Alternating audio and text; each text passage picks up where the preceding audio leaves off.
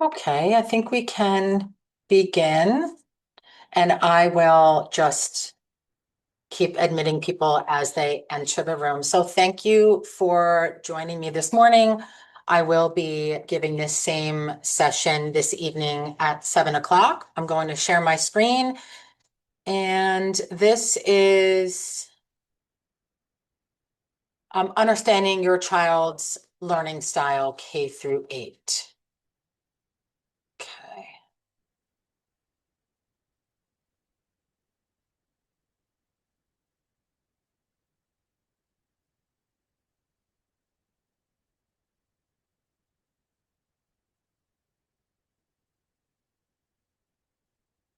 Okay.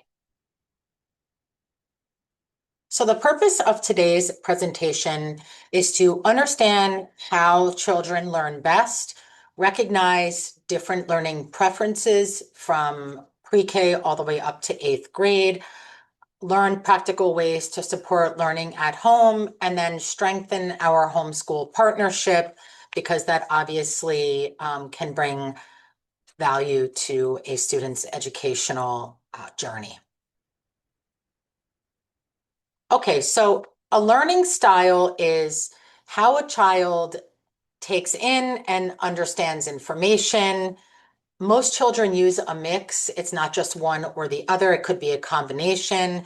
And preferences range from age to subject or even the task, and they may change throughout the years as your child continues to grow. Why it matters? Well, when children are first learning how to learn, it's more tactile based, it's more visual, watching other students, playing through movement, learning through manipulatives, that sense of touch. Um, K through 2, students really learn through play and movement. Older students, maybe in the grades 3 through 5, they need different strategies where they start to learn for more independence, organizing their thinking or organizing their different strategies on how they apply what they're learning in school and at home. And then older students at the middle school age, it's really independence, more abstract thinking, understanding different preferences. It can build your child's confidence in learning and their persistence in how they want to continue to learn. Some common learning styles that I just spoke about, visual, it's really pictures, charts, models, watching other children model different behavior, watching the teacher. Auditory learner is really listening. So having that discussion and listening to other students communicate, listening to an online lesson, listening to the teachers, more of an explanation as opposed to the other different types of learning styles. Kinesthetic, that's tactile learner. That's the same thing. Really learn by doing, by touching, by using manipulatives in math, by for at the younger grade levels, focusing on those foundations, magnetic letter, so moving them around on the board.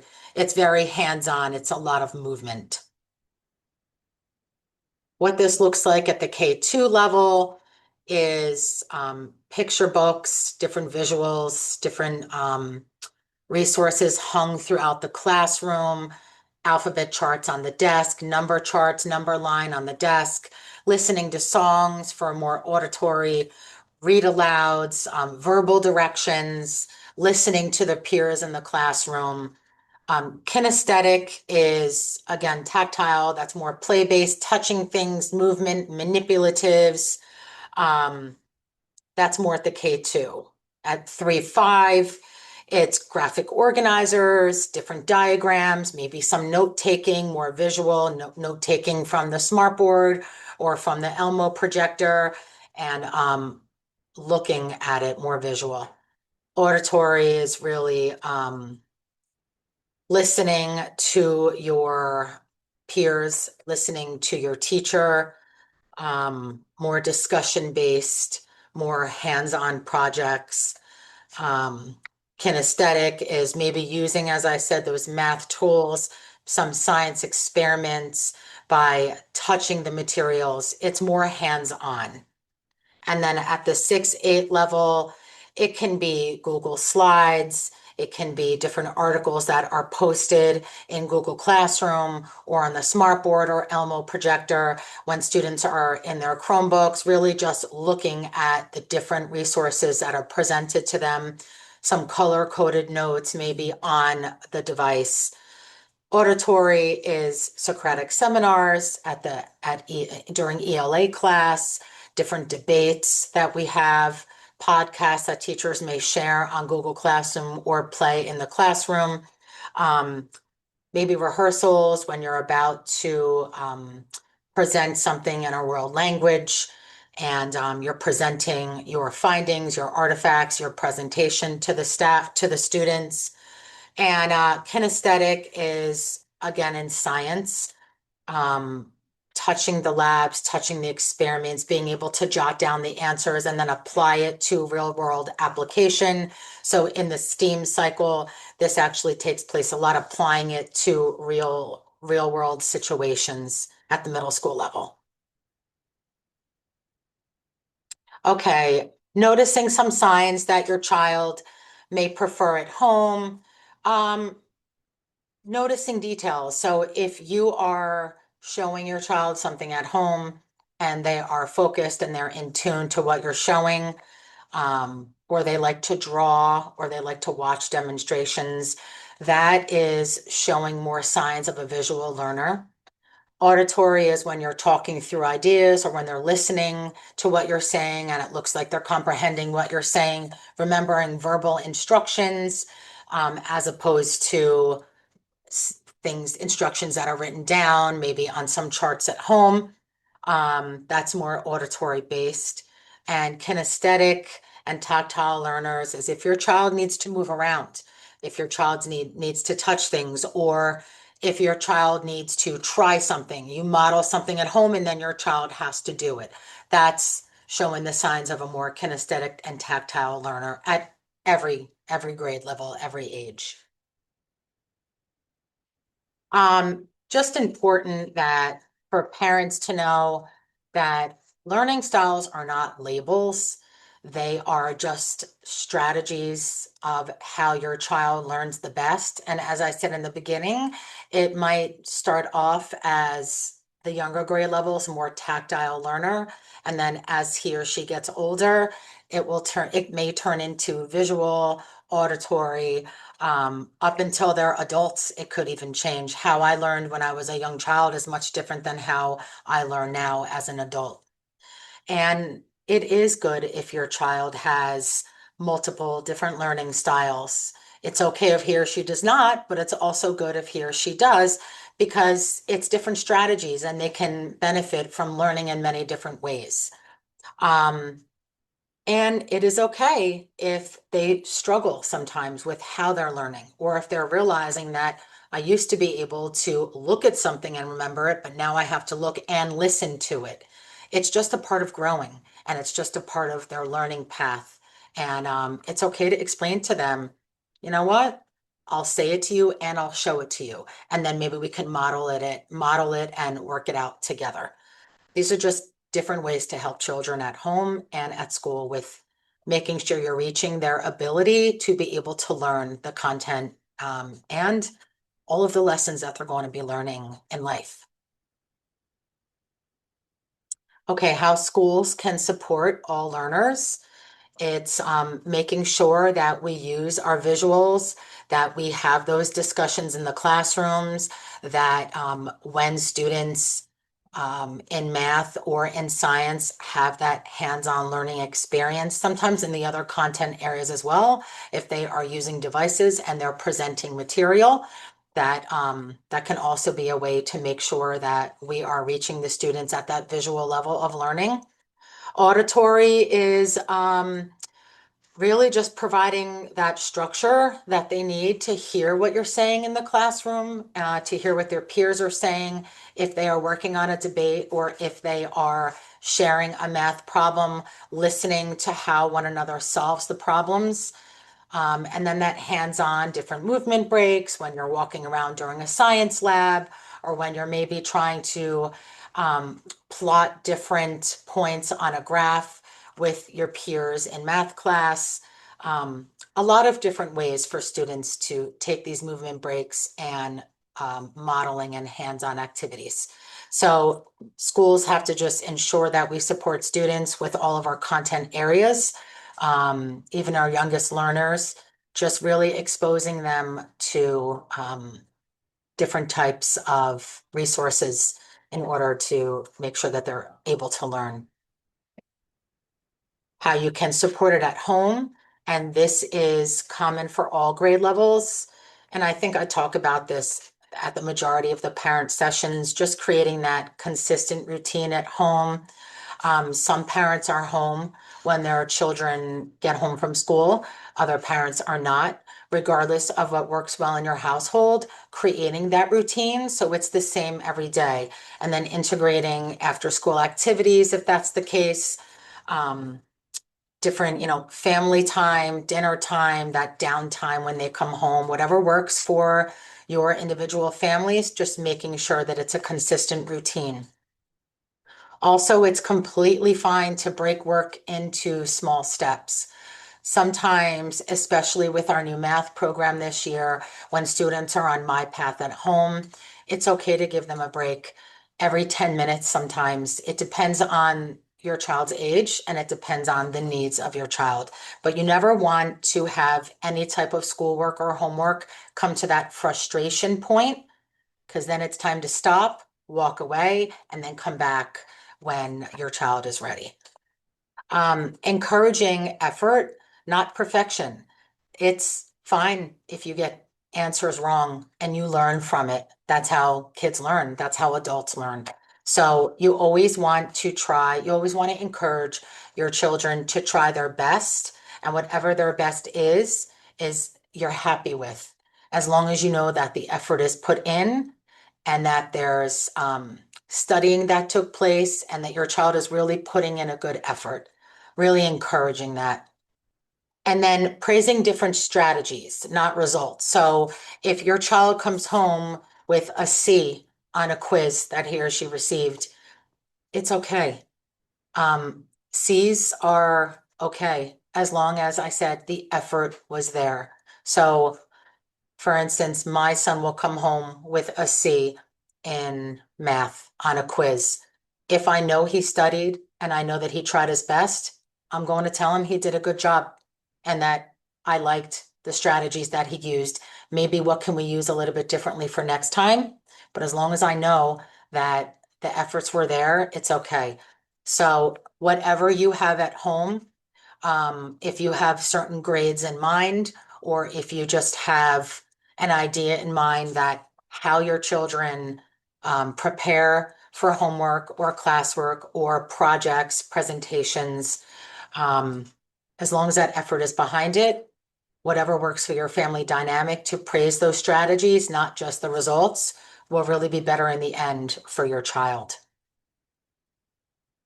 And just some tips at home that I spoke about in the beginning.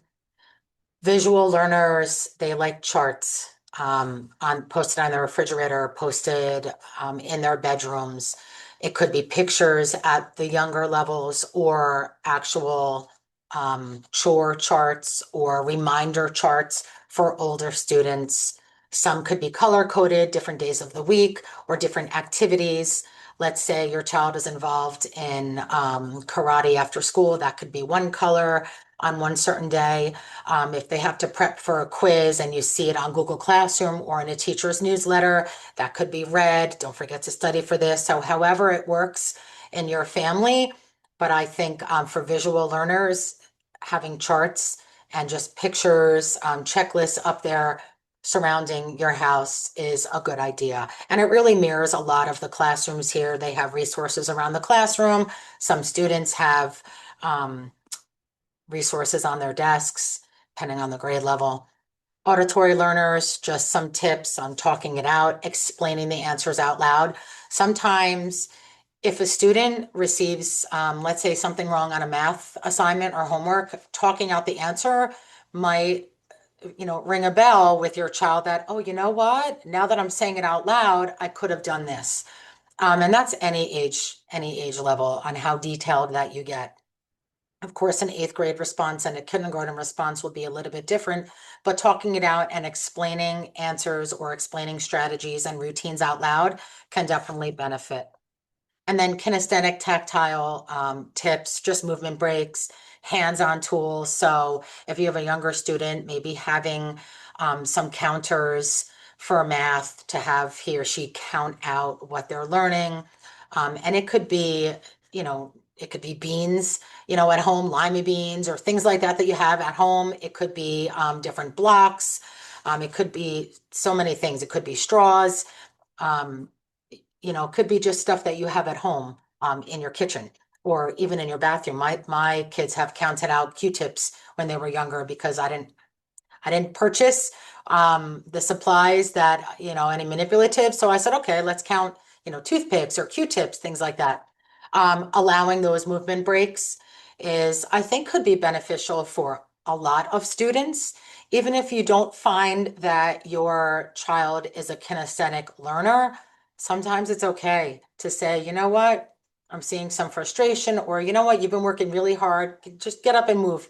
Get up and move around for a few minutes, do some jumping jacks, jump in place, something like that, just to get the blood flowing, is really beneficial to all students at any ages, really. Some questions that you may want to ask your child at the end of the school day or after you're reviewing a quiz or a project or a homework assignment. What helped you learn this? And that really brings up some talking points. That's how some teachers teach their small groups here. Is what helped you to learn this? How did you get this answer? Why don't we share a strategy with a classmate or a peer? It really gets your brains thinking on different ways for you to solve problems and activities during the school day and even at home and outside. What part felt a little tricky? So if you're seeing some frustration after you give that break, you come back and say, why was this so tricky? What other ways, what ways can I help you so that it's not as difficult? And just have that conversation with your child. And then another question that I think is helpful is, how could we try this in a different way? That happens so much in school, even with older kids. There's not just one way anymore. Your child might prefer one way, which is fine, but there's so many different ways to solve problems and to brainstorm ideas and to really prepare for your child to prepare himself or herself for um, classwork and anything that's really due of your child, even participating. How can we try things in a different way? If your child's very shy at home, a teacher will know this after getting to know your child, and maybe your child can whisper the answer to a classmate who then shares out. So there's so many different ways and different strategies that we can really get to the students to really pull out their full potential, and how you can mirror that at home just by some simple questions that you can ask your children at the end of every day. So just some takeaways from this session is, every child has the ability to learn. It's our job at the school level to find out how they learn and to make sure that we are in tune with how they learn and providing them resources to allow them to learn to their fullest potential. Learning looks different for every child. Long are the days when you walk into a classroom and everyone is learning the same way. Now, walking into a classroom, there's different groups of children, there's different questions taking place, different assignments. It's really nice to see that there's a lot of flexibility with how children are allowed to learn in school. And so it looks very different, even in the same grade levels, but in different classrooms. And home and school working together, it does make a difference, especially when accountability comes into place. If your child knows that at the end of the day, you're checking Genesis or Google Classroom.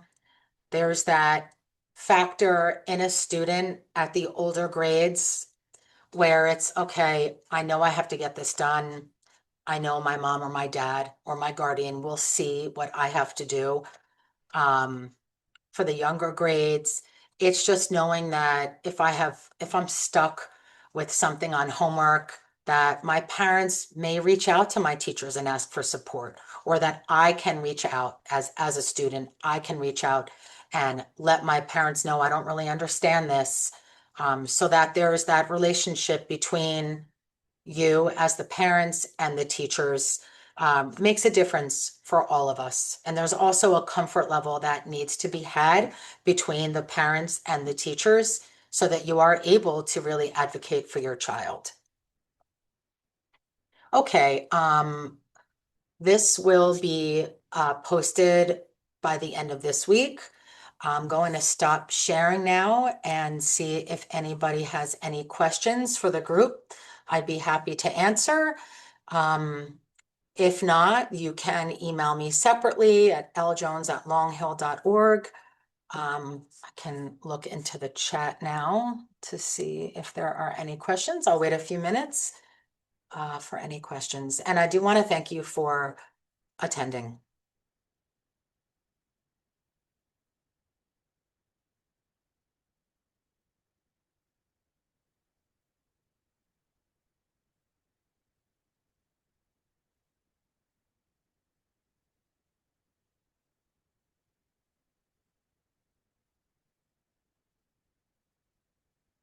Okay. I don't see any chats. Um, and people are starting to exit. So thank you very much for attending and have a great rest of the day. Oh, you're welcome. You're welcome.